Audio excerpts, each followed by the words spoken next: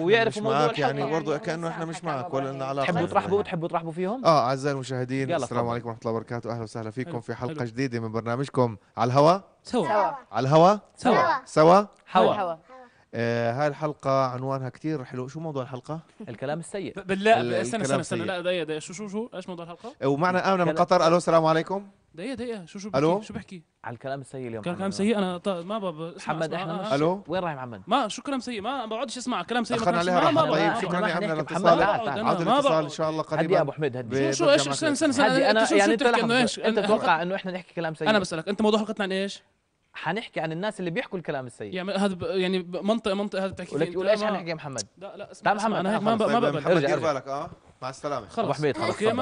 اسمع ما حنحكي احنا كلام سيء، احنا عن جد حنتكلم تحكي عن يعني الناس اللي بيحكوا كلام سيء. كلام منيح بس يعني بيطلع خليه منا إبراهيم. كلام سيء. خلاص اوكي احنا ما بيطلع منا كلام أوكي. سيء. تفضل بس محمد. انا كلام سيء هيك بس عم شاغل بالك على اعصابك. تفضل حياك الله. ما مشكله محمد ما مشكله. والله خلص طيب محمد خلينا نشوف فاطمه من الاردن ونسمع منها وبعدين حرجع لك حتى اشوفك انت والكلام السيء. فاطمه السلام عليكم.